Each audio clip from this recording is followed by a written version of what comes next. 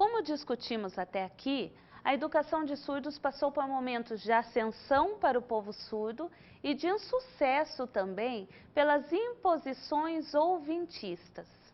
Você conhece o termo ouvintista? Esse termo foi citado por Scliar, Carlos Scliar, que é quando um sujeito surdo é obrigado a olhar-se e a narrar-se de acordo com o referencial de ouvintes. É o desejo de normalizar o surdo em seu modo de ser, de se comportar, de se comunicar. Trata-se de impor os referenciais ouvintes e oprimir, até mesmo, se possível, excluir a cultura do surdo. Os surdos não conseguiam responder ao modelo oral. Nós já conversamos sobre isso. O modelo oral ele foi imposto socialmente, em sala de aula, na sociedade, mas os surdos, eles estavam ali na sala de aula com a imposição do modelo oral apenas inseridos, não estavam nem incluídos e nem integrados. Isso foi um complicador na história educacional dos surdos. Quando estavam em salas normais, eles eram excluídos, pois eram obrigados a oralizar. Mas e aqueles que não oralizavam? Como será que eles lidavam com isso? Como será que aprendiam, que respondiam à expectativa dos professores? E também, aqueles que não iam para as salas comuns, nessa falsa inclusão ou a chamada integração, iam para classes ou escolas especiais, tratados como deficientes, segregados. Mas tinha uma coisa que também pesava muito e que continuava gerando insucesso. Mesmo em sala de surdos, os professores também não eram ensinados a trabalhar ou respeitar essas singularidades surdas.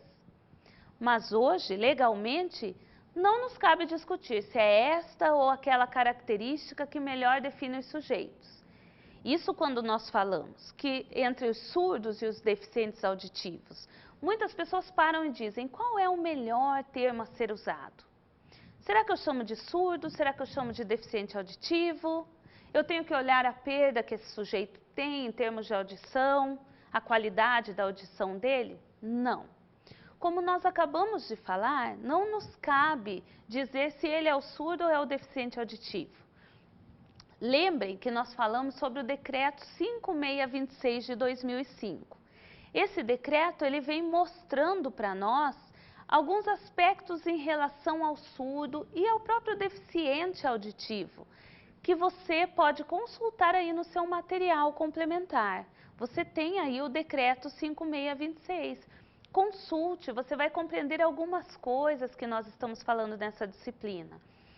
Hoje, nós temos que olhar e compreender se o sujeito é surdo ou deficiente auditivo nas experiências dele, no uso da língua de sinais e até na própria cultura.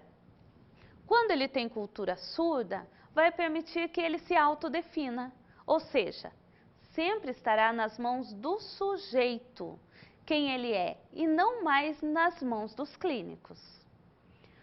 Os surdos fazem parte de um povo. Que povo é esse? Será que é o povo brasileiro?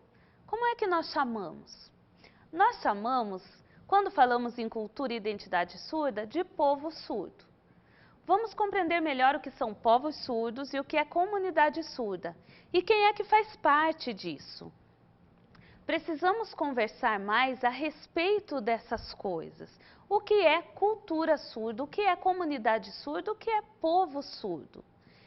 Povo surdo é composto por todas as pessoas surdas, independente do nível de perda auditiva que o sujeito tenha. Fazem parte do povo surdo todos os surdos, surdos gays, surdas mulheres, os surdos homens, crianças surdas. Será que no povo surdo se pergunta qual é o nível de perda auditiva que esse sujeito tem? Não. Isso não é questionado, basta ser surdo, não importa se ele vive na zona rural, se ele vive na zona urbana, se ele faz uso da língua de sinais ou não, se ele faz uso apenas dos gestos caseiros, ele é surdo, então ele faz parte do povo surdo. É óbvio que se ele se encontra com a comunidade surda, onde todas as pessoas usam língua de sinais, ele vai desenvolver também essa língua de sinais.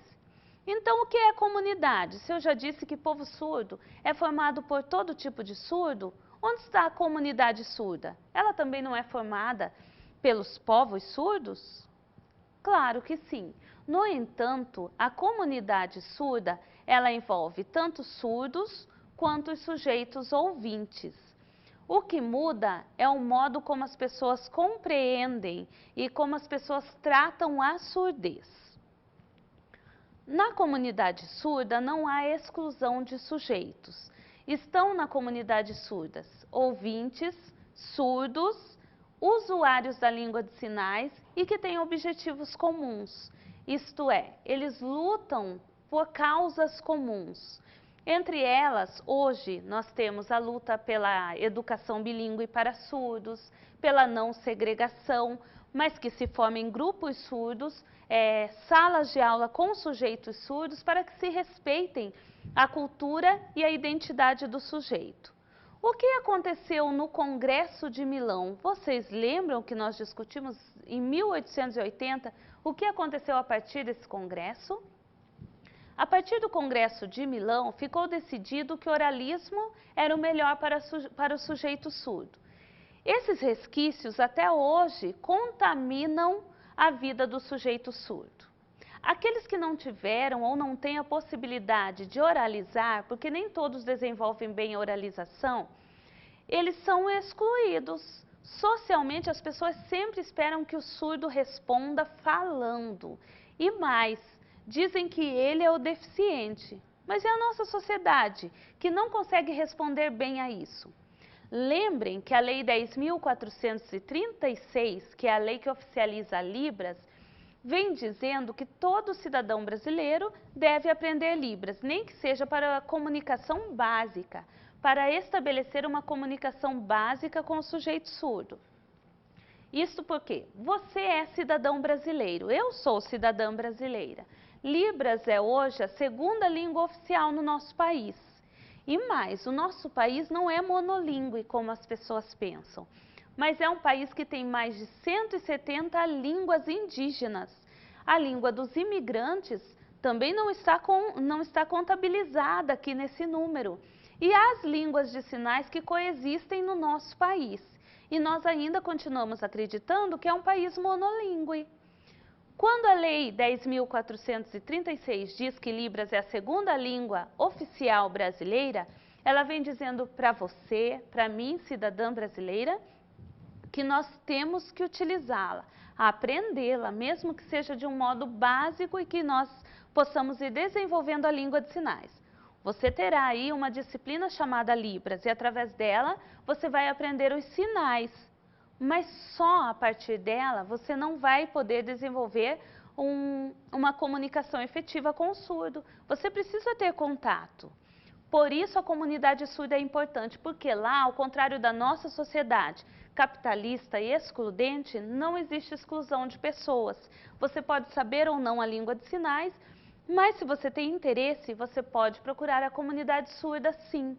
Lá você irá aprender muitas coisas a respeito da língua de sinais e até das características da identidade da cultura surda. Na próxima aula e nas próximas aulas, nós continuaremos o debate quanto às terminologias e às definições do sujeito surdo. O que é que caracteriza o surdo enquanto surdo e o que é que tem de diferente quando eu digo que ele é o deficiente auditivo. E até mesmo por meio do decreto. Precisamos estar aí conscientes de quem é o surdo e de quem nós somos quando olhamos para ele como um deficiente apenas. E isso tudo nós deixaremos para a próxima aula. Até lá!